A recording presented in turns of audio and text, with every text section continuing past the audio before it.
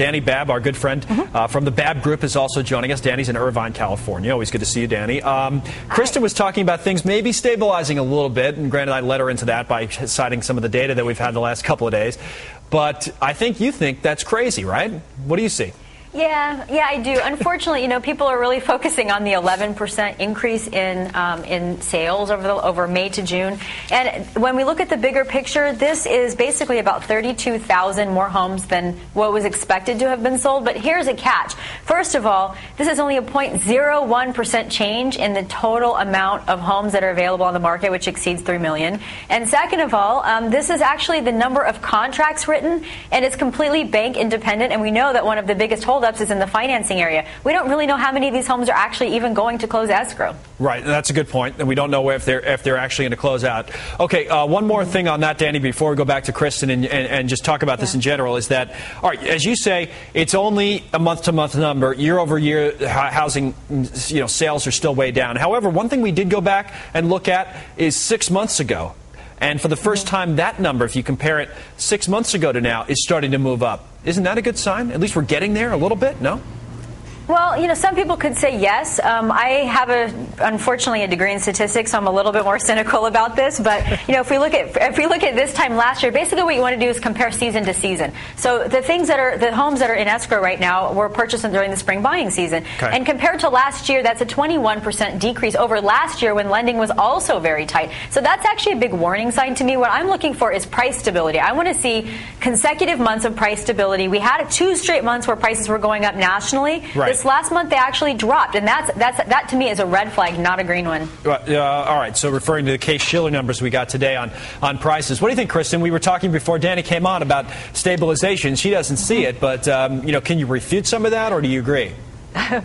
Well, I can tell you, region to region, it's different. And, we're here in the South, and our numbers are our sales are actually down. So, yeah, you got to be really careful with statistics. They can be really manipulated, and they can be kind of deceptive sometimes. So, I can tell you down here, I'm in the trenches. I'm in the front lines. I'm seeing it day to day. And you know what? It's a tough market out there. And as a new home builder, our challenge, especially selling new homes as opposed to existing, is appraisals.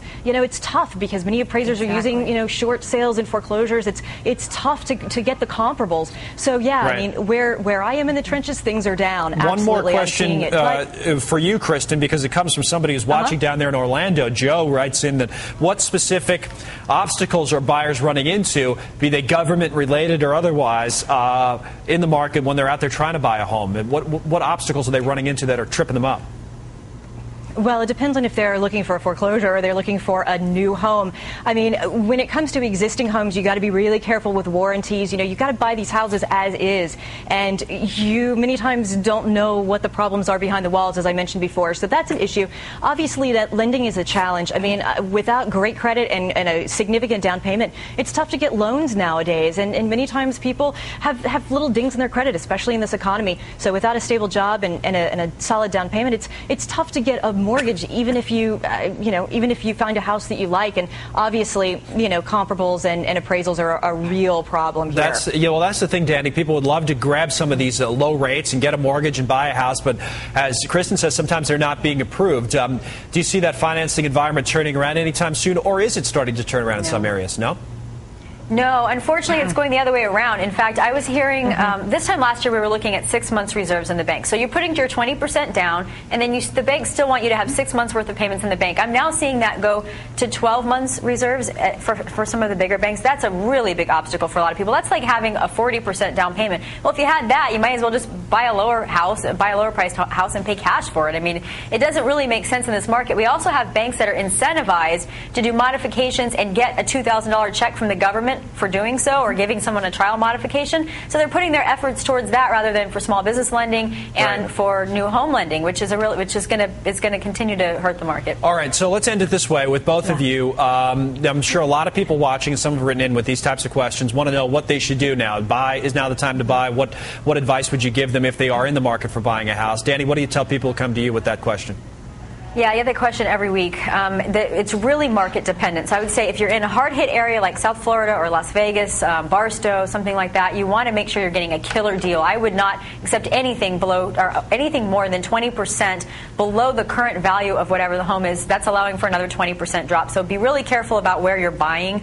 Okay. We are starting to see a transition of people moving from high tax states like California and New York into areas like Florida and Nevada, which actually might boost up some of their sales. So that may be something to look for in the future. I tell people go to where boomers are moving to because there will at least be some stability in the future, which may bode well for the Florida market. All right. What do you say, Kristen? Well, you know what? It still is a good time to buy if you have the cash and you have the credit.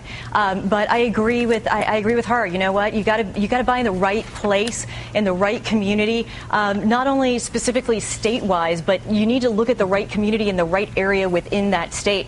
Look at the comparables. You know, look at what's happening around the communities. Look at the taxes. I mean, that's really going to be where your value is. Fair enough. Dani Babb, as always, thank you very much. Dani's a regular on the weekend here at Fox Business. You can see her there from our studios in Irvine, California. And Kristen Bell from our MyFox Orlando affiliate in Florida. Kristen, thank you very much for coming on as well. All right, good housing discussion. We will